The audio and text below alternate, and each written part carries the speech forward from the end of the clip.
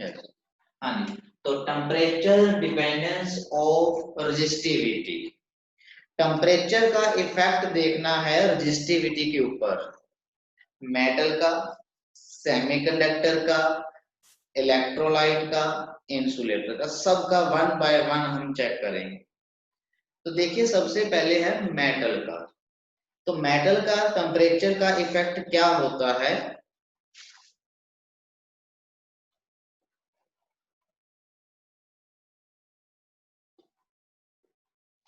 Yes, if temperature increases, अगर temperature हमारे पास इंक्रीज होगा, देन इलेक्ट्रॉन मूव फास्टली या विद वेरी फास्ट स्पीड, जो इलेक्ट्रॉन है फास्ट स्पीड से चलेंगे and collide with the metal ions fast, तो वो जल्दी से जल्दी मेटल आयन के साथ क्या करेंगे, कोलाइड करेंगे। अगर वो जल्दी कोलाइड करेंगे देन रिलैक्सेशन टाइम डिक्रीज, बार बार आ रहा है कॉन्सेप्ट, क्वेश्चंस भी इस पे अच्छे बनते हैं। तो रिलैक्सेशन टाइम डिक्रीज हो जाता है, अगर रिलैक्सेशन टाइम डिक्रीज हो जाता है तो रेजिस्टिविटी का क्या होता है, रेजिस्टिविटी जल्दी कोलाइड होना, दैट इज रेजिस्टिविटी, तो रेजिस्टिविटी इंक्रीज हो जाती है। और कंडक्टिविटी क्या होती है, डिक्रीज हो जाती है। जब रेजिस्टिविटी डिक्रीज इंक्रीज हो गई तो कंडक्टिविटी ऑटोमेटिक ही क्या हो जाएगी, डिक्रीज हो जाएगी। तो मेटल्स के ऊपर ये इफेक्ट है। इसके अंदर एक टॉपिक है टेम्परेचर कोफिशिएंट, इसको ध्यान से समझना है। Temperature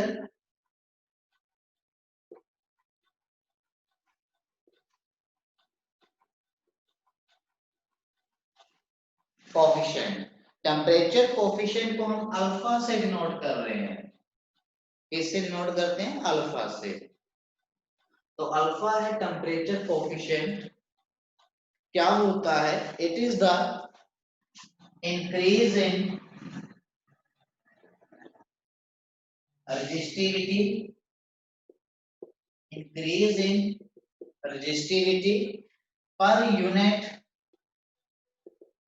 resistivity per degree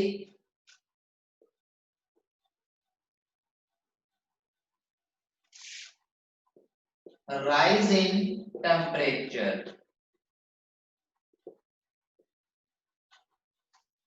increase in resistivity, increase in resistivity per unit resistivity per degree rise in temperature, alpha से डिनोट करते हैं।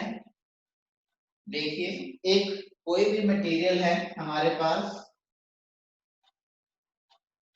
उसकी रेजिस्टिविटी ओरिजिनल रूम टेम्परेचर पे कह सकते हैं हम रो नॉट है, कितनी है, रो नॉट है, और टेम्परेचर कितना है, टी नॉट है। जो ओरिजिनल टेम्परेचर है वो कितना है, टी नॉट है सराउंडिंग का टेम्परेचर, और रेजिस्टिविटी कितनी है, रो नॉट है।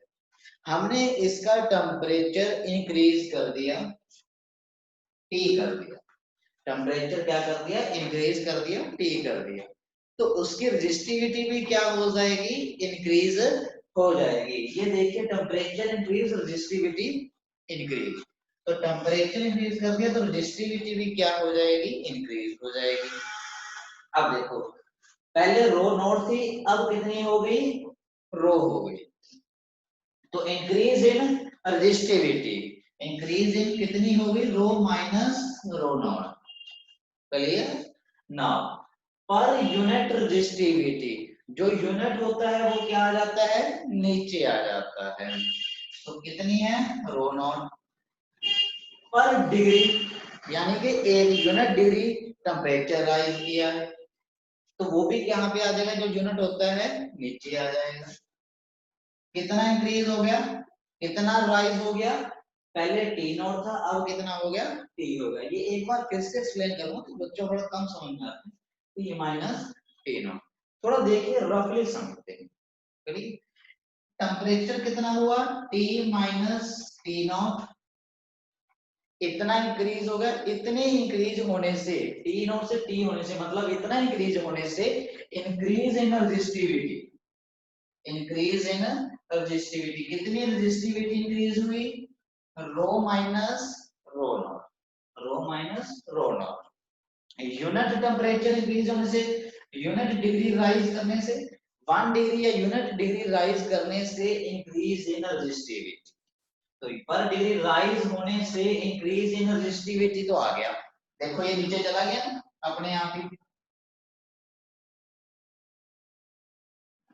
ये चला गया ऑटोमेटिक, आप समझ में आ गया होगा कि T minus T naught increase in, इतना टेम्परेचर इंक्रीज करने से कितनी रेजिस्टिविटी इंक्रीज हुई, rho minus rho naught. Unit degree करने से 1 डिग्री पर डिग्री है ना, यूनिट डिग्री करने से कितनी होगी, ये नीचे चला जाता है, आपको पता ही। उसके बाद अब रहेगी टर्म इसकी यूनिट रेजिस्टिविटी की, देखो पहले कितनी थी स्टार्टिंग में, रो नॉट, 1 डिग्री राइज करने से कितनी इंक्रीज होगी, इतनी। रो नॉट रेजिस्टिविटी 1 डिग्री राइज करने से इंक्रीज इन रेजिस्टिविटी कितनी होगी, इतनी होगी। तो यूनिट रेजिस्टिविटी के, यूनिट रेजिस्टिविटी यूनिट के लिए निकालना है, तो यूनिट रेजिस्टिविटी 1 डिग्री राइज करने से इंक्रीज इन रेजिस्टिविटी कितनी हो गई, ये भी क्या चला जाएगा, नीचे चला जाएगा। क्लियर नाउ, अब ये देखो मैंने क्या बोला, एक यूनिट रेजिस्टिविटी 1 डिग्री राइज करने से, 1 डिग्री राइज करने से, यूनिट डिग्री राइज करने से इंक्रीज इन रेजिस्टिविटी। ये पूरी लाइन तो डेफिनेशन है टेम्परेचर कोएफिशिएंट की, ये पूरी लाइन तो डेफिनेशन है टेम्परेचर कोएफिशिएंट की, तो टेम्परेचर कोएफिशिएंट अल्फा किसके इक्वल आ गया, rho minus rho naught, rho naught T minus T naught, yes clear. तो देख लीजिए एक बार फिर से देख लीजिए, पहले ओरिजिनल रेजिस्टिविटी रो नॉट है, अब कितनी होगी रो, जब टेम्परेचर टी नॉट है तो रो नॉट है, जब टेम्परेचर टी कर दिया तो रो होगी, इतनी इंक्रीज हुई resistivity T rho minus rho naught, इतना राइज हुआ temperature T minus T naught, T minus T naught rise होने से कितनी होगी, rho minus rho naught, unit से कितनी हो जाएगी, नीचे चली जाएगी। ये लाइन सोल्व होगी हमारे पास, इंक्रीज इन रेजिस्टिविटी सोल्व होगी, बचा कौन, पर यूनिट रेजिस्टिविटी वाला काम रह गया। देखो अब कितनी थी rho naught, rho naught resistivity 1 degree rise करने से इंक्रीज इन रेजिस्टिविटी, ये यूनिट रेजिस्टिविटी 1 डिग्री राइज करने से इंक्रीज इन रेजिस्टिविटी, ये तो पूरी की पूरी डेफिनेशन बन गई, और डेफिनेशन किसके इक्वल है, टेम्परेचर कोएफिशिएंट की, तो this is alpha, alpha is equal to this, okay now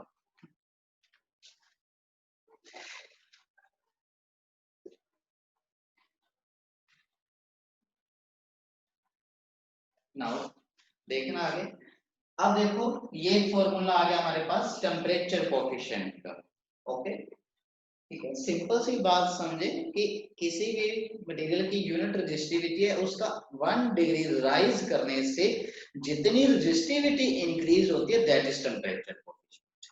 क्या, जैसे इसकी रेजिस्टिविटी यूनिट है, इसका 1 डिग्री राइज करूंगा मैं, 1 डिग्री राइज करूं तो इसकी जितनी रेजिस्टिविटी इंक्रीज होगी वो इसका क्या होगा, इस मटेरियल का क्या होगा, टेम्परेचर कोएफिशिएंट, वो क्या होगा, टेम्परेचर कोएफिशिएंट, ओके नाउ यहां से थोड़ी कैलकुलेशन कर लो, रेजिस्टिविटी निकाल लो, ये वाली नई रेजिस्टिविटी निकालते हैं, इसको इधर ले जाइए,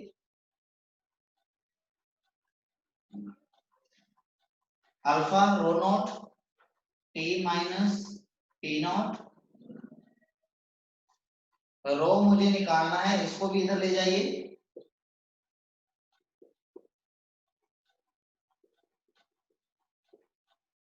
रो नॉट कॉमन ले लीजिए,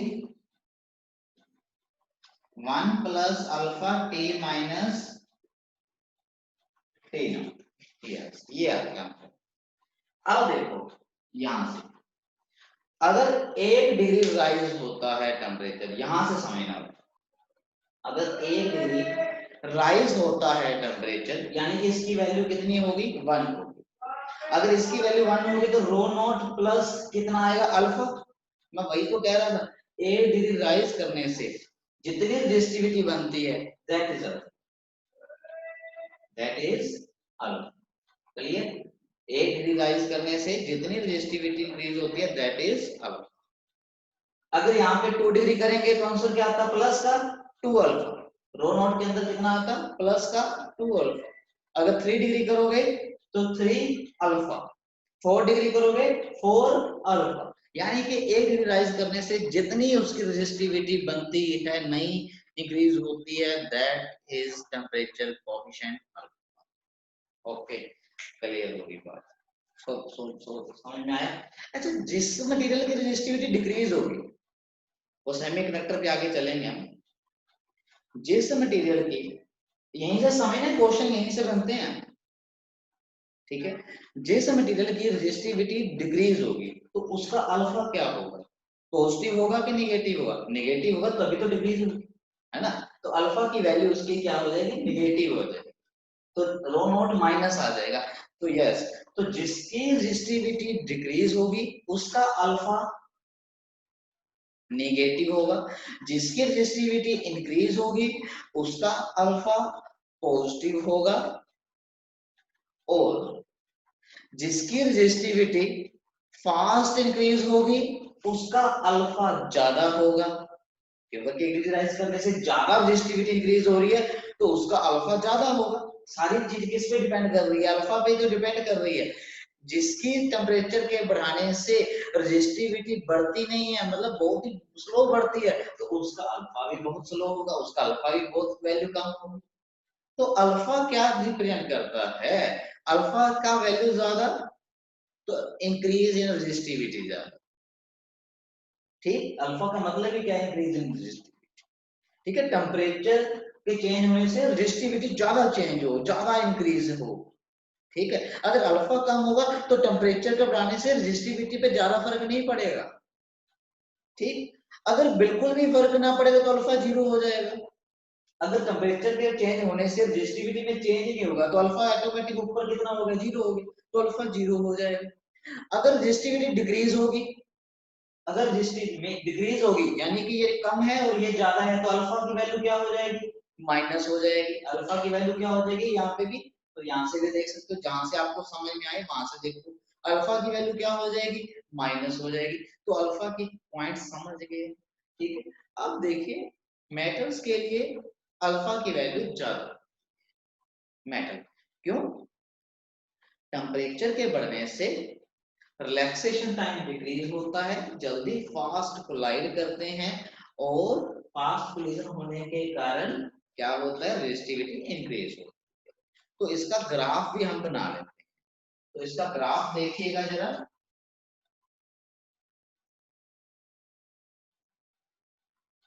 ये हमारे पास टेम्परेचर है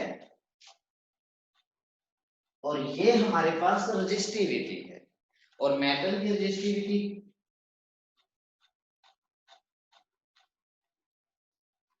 ठीक है, ओम मीटर रेजिस्टिविटी के यूनिट है। कॉपर के लिए बना रहे हैं 10⁻⁻⁸ होती है। ठीक है, तो जब हम टेम्परेचर को इंक्रीज करते हैं तो स्टार्टिंग में तो कम बढ़ती है रेजिस्टिविटी,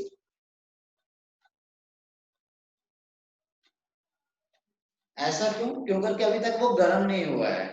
जब वो गर्म हो जाएगा अंदर का टेम्परेचर बढ़ जाएगा, फिर वो और फास्ट हो जाएंगे। ठीक है, स्टार्टिंग में तो क्या होता है? नॉन लीनियर है, मतलब यानी कि ज्यादा स्पीड से नहीं बढ़ती है रेजिस्टिविटी स्टार्टिंग में। क्यों?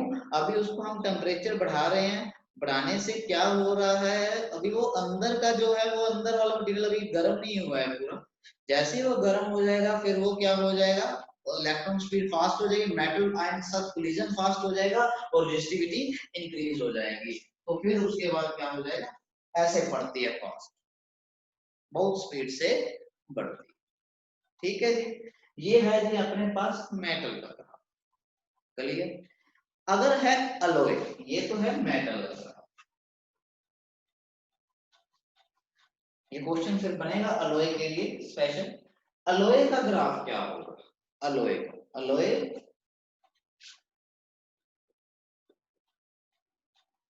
अलॉय का जो अल्फा होता है वेरी स्मॉल होता है।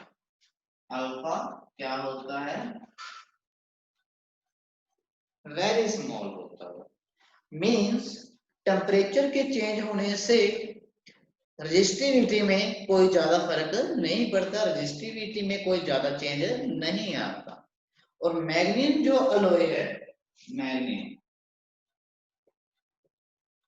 जो ये अलॉय है, it is almost independent of temperature, is almost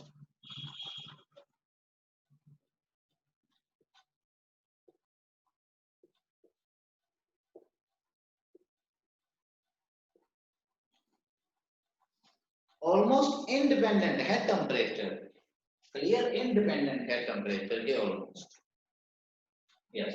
तो उसका अल्फा क्या होता है, स्मॉल होता है। तो उस वो टेम्परेचर के चेंज होने से इसकी रेजिस्टिविटी में ज्यादा चेंज नहीं आता। तो देखिए अलोहे का ग्राफ बनाने जा रहे हैं, अलोहे का ग्राफ बनाने जा रहे हैं। तो हमारे पास जो फॉर्मूला है मैं यहाँ पे मेंशन कर देता हूँ, rho minus rho naught minus T, yes. ये अब अलोहे का ग्राफ बना रहा हूं मैं, टेम्परेचर, रेजिस्टिविटी। अलोहे के ग्राफ में थोड़ा ध्यान रखिएगा, माइक्रो ओम मीटर लिए, माइक्रो छोटे यूनिट क्यों लिए, क्योंकि चेंज ही नहीं होता ज्यादा, बताया तो रेजिस्टिविटी ज्यादा चेंज ही नहीं होती। और इसमें सिंपल ओम मीटर है, थोड़ा ध्यान से करिए। इसका ग्राफ क्या होता है, इसका ग्राफ जो होता है हमारे पास टेम्परेचर, इसकी रेजिस्टिविटी हाई होती है ऑलरेडी, क्योंकि इसकी जो अपने पास स्ट्रक्चर होती है वो डिसऑर्डर होती है, ठीक है, इसकी ऑलरेडी हाई होती है रेजिस्टिविटी। बट टेम्परेचर के चेंज होने से रेजिस्टिविटी में चेंज ऑलमोस्ट नेग्लिजिबल होता है, ठीक। तो देखो रेजिस्टिविटी तो स्टार्टिंग में ही हाई है, इसकी स्टार्टिंग में ही हाई होती है, बट चेंज ज्यादा नहीं आता है। चेंज क्यों नहीं ज्यादा आता, देखिए आपको ये चेंज तो आ रहा है, ग्राफ तो बहुत ज्यादा आपने वो बना रखे कि रजिस्टिविटी बढ़ रही है, नहीं, ये ग्राफ माइक्रो के अंदर है, माइक्रो के अंदर है ग्राफ, माइक्रो के अंदर चेंज आना बहुत ही स्मॉल चेंज आना 10⁻⁻⁶ होता है, बहुत ही स्मॉल चेंज आ रहा है। तो माइक्रो के अंदर चेंज आना, इतना चेंज आना, तो अगर सिंपल ओम का ग्राफ बनाओगे ना, अगर माइक्रो हटा दोगे तो ये ग्राफ ऐसे बन जाता, अगर माइक्रो हटा दोगे यहां से तो ये ग्राफ ऐसे बन जाता, बस, और भी नीचे आ जाता, ऐसे सीधा सा रहता।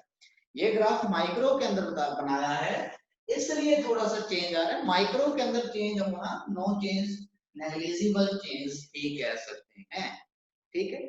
तो देखिए लैब के अंदर जो हमने बड़ी बड़ी लैब के अंदर जो हमने एक्सपेरिमेंट्स करने हैं, उसके अंदर आपने रेजिस्टेंस बनाना, ठीक है, और टेम्परेचर फिजिकल कंडीशंस चेंज होती रहती हैं। अगर फिजिकल आपने एक एक्सपेरिमेंट आज किया, उसका टेम्परेचर फिजिकल कंडीशन अलग है, तो 2-3 महीने बाद एक्सपेरिमेंट करते हैं तो टेम्परेचर चेंज हो गया। अगर टेम्परेचर चेंज हो गया तो आप क्या चाहते हैं, ऑपरेटर से वो वैल्यू चेंज होती रहे बार बार, आप नहीं चाहेंगे ना, आप तो ये चाहेंगे कि वो ऑपरेटर्स हमें एक्यूरेट वैल्यू दे, वो ऑपरेटर्स हमें एक्यूरेट वैल्यू दे। तो बेटा मैं ये कह रहा हूँ कि रेजिस्टेंस किसके बनाना अच्छे समझोगे, मेटल के या फिर अलॉय के, तो अलॉय के बनाना अच्छे समझोगे, क्योंकि टेम्परेचर के चेंज होने से इसकी रेजिस्टिविटी पे कोई चेंज नहीं आता। सो दैट्स व्हाई किसके बनाना अच्छे समझोगे, अलॉय, मेटल के नहीं, अलॉय के, क्लियर। तो ये क्वेश्चन आता होता है कि अलॉय क्यों यूज किए जाते हैं, अलॉय क्यों प्रेफर किया जाता है to make the standard resistance, standard resistance बनाने के लिए अलॉय क्यों यूज किए जाते हैं। तो सबसे और क्वेश्चन का आंसर का सबसे पहला पॉइंट ये होना चाहिए, because alpha is very small, alpha is very small का मतलब टेम्परेचर के चेंज होने से रेजिस्टिविटी में कोई चेंज नहीं, ठीक है। सेकेंड पॉइंट क्या है, फिजिकल कंडीशन का कोई फर्क नहीं पड़ता अलॉय के ऊपर, अलॉय के ऊपर फिजिकल कंडीशन का कोई फर्क नहीं पड़ता, ठीक है। और तीसरा, इसकी already high value of resistivity होती है, तो रेजिस्टिविटी इसकी ऑलरेडी हाई होती है, बट टेम्परेचर के कारण चेंज होती है, so that's why alpha small, physical condition का कोई फर्क नहीं पड़ता। तो हम मेटल नहीं प्रेफर करेंगे स्टैंडर्ड रेजिस्टेंस बनाने के लिए, बड़ी बड़ी लैब्स के अंदर जो हम एक्सपेरिमेंट करते हैं उसके लिए हम जो रेजिस्टेंस बनाएंगे वो किसके बनाएंगे, अलॉय के बनाएंगे। किसके बनाएंगे, अलॉय के बनाएंगे। यस, तो यहां तक ये हो गया। अब आता है सेमीकंडक्टर। चलिए, तो सेमीकंडक्टर एंड इंसुलेटर में क्या होता है।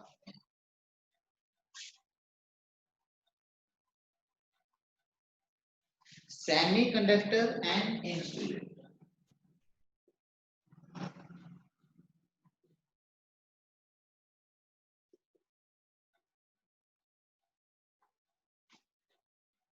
सेमीकंडक्टर और इंसुलेटर में क्या होता है, देखिए उसमें कोवलेंट बॉन्डिंग्स होती हैं, जैसे क्रिस्टल नहीं करते आप केमिस्ट्री के अंदर ऐसे,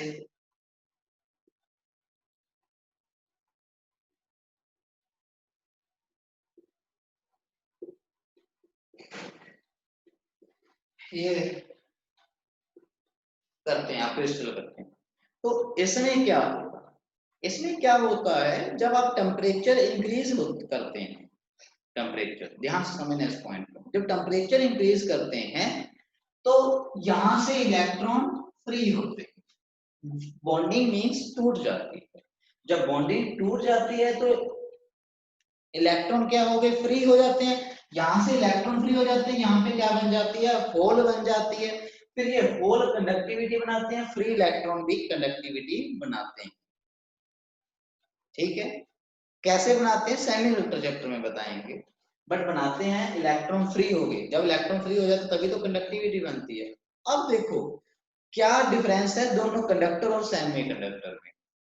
कंडक्टर में ऑलरेडी इलेक्ट्रॉन फ्री होते हैं, टेम्परेचर के बढ़ने से बस फास्ट हो जाते हैं, जिससे कोलिजन फास्ट हो जाता है और रिलैक्सेशन टाइम कम हो जाता है, रेजिस्टिविटी बढ़ जाती है। बट सेमीकंडक्टर में क्या हुआ, टेम्परेचर के बढ़ने से स्पीड तो बढ़ी नहीं, बॉन्डिंग टूट के इलेक्ट्रॉन फ्री हुए जो कंडक्टिविटी बनाएंगे। दोनों में फर्क है, एक के अंदर तो टेम्परेचर के कारण बॉन्डिंग टूट के इलेक्ट्रॉन फ्री कर रहा है जो कंडक्टिविटी बनाएंगे, और एक के अंदर मेटल के अंदर ऑलरेडी फ्री है, उनको तेज भगा के कोलाइड करवा रहा है। उसके अंदर टेम्परेचर का क्या रोल है, रेजिस्टिविटी को बढ़ाना, और इसके अंदर टेम्परेचर का क्या रोल है, कंडक्टिविटी को बढ़ाना। दोनों में डिफरेंस आ गया, कंडक्टिविटी बढ़ जाती है। इसमें क्या होगा, इसमें आप क्या लिखोगे, व्हेन द टेम्परेचर इंक्रीज, जब टेम्परेचर इंक्रीज करते हैं तो क्या होगा, bonding covalent bonding breaks and the electron becomes free. Electron क्या हो जाते हैं, फ्री हो जाते हैं, and they are free to conduct. ठीक है ना, तो कंडक्शन के लिए वो क्या हो जाते हैं, फ्री हो जाते हैं, जिसके कारण रेजिस्टिविटी क्या हो जाती है, एक्सपोनेंशियली डिक्रीज हो जाती है, कंडक्टिविटी एकदम से बढ़ जाती है। ऐसा क्यों, आपने देखा कि इसमें तो करोड़ों बॉन्डिंग होती हैं, तो सब काफी बॉन्डिंग टूट जाती हैं, जिसके कारण बहुत सारे इलेक्ट्रॉन फ्री होते हैं, जिसके कारण बहुत सारे इलेक्ट्रॉन फ्री होते हैं, तो एकदम से कंडक्टिविटी बनाते हैं, एकदम से कंडक्टिविटी बनाते हैं। तो एक्सपोनेंशियली वर्ड का मीनिंग ये होता है कि एकदम से ऐसे ऐसे एक्सपोनेंशियली जाना किसी चीज का। तो यस, रेजिस्टिविटी एक्सपोनेंशियली डिक्रीज होती है और कंडक्टिविटी एक्सपोनेंशियली क्या होती है, इंक्रीज होती है। तो कंडक्टिविटी एक्सपोनेंशियली इंक्रीज होती है। ठीक है जी, तो जैसे ही हम इसका सेमीकंडक्टर और इंसुलेटर का ग्राफ बनाएंगे तो क्या होगा, रेजिस्टिविटी, टेम्परेचर, क्लियर है। तो इसमें क्या हो रहा है आपके सामने, रेजिस्टिविटी टेम्परेचर के बढ़ने से डिक्रीज हो, तो डिक्रीज, क्लियर, ओके। अल्फा क्या होगा इसमें, रेजिस्टिविटी डिक्रीज हो रही है। अब रेजिस्टिविटी डिक्रीज हो रही है, जब ये रेजिस्टिविटी डिक्रीज होगी, ओरिजिनल ज्यादा है, टेम्परेचर के बढ़ने से रेजिस्टिविटी डिक्रीज होगी। तो निगेटिव आएगा कि पॉजिटिव आएगा? अल्फा इज निगेटिव, अल्फा क्या होगा? निगेटिव होगा। ओके, अल्फा निगेटिव होगा इसमें। अब आती है हमारी इलेक्ट्रोलाइट। इलेक्ट्रोलाइट के अंदर क्या होगा?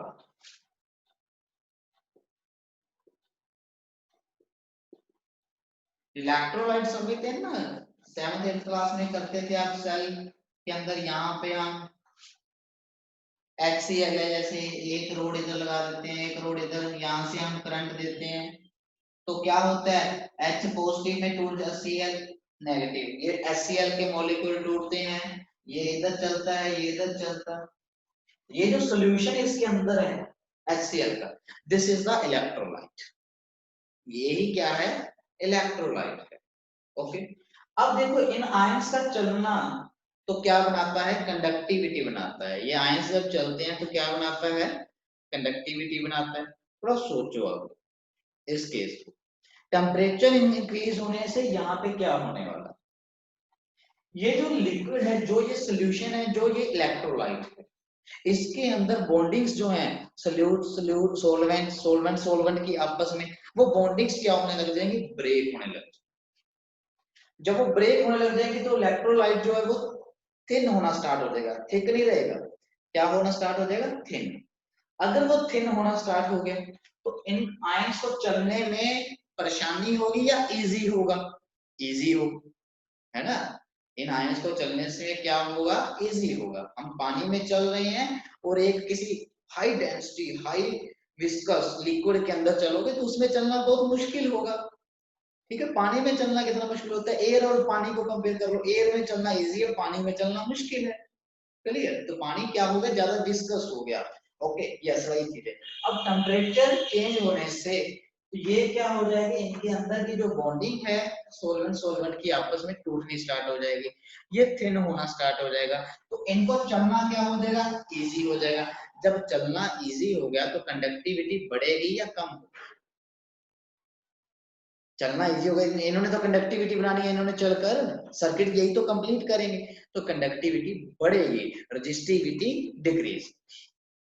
क्लियर? तो इसमें आप क्या लिखोगे? When the temperature increase, then temperature increase होने से क्या होगा? बॉन्डिंग बिटवीन सॉल्वेंट सॉल्वेंट या सोल्यूट सॉल्वेंट क्या हो जाएगी? Break, ions move freely. Ions कैसे चल पड़ेंगे? फ्रीली मूव कर पाएंगे।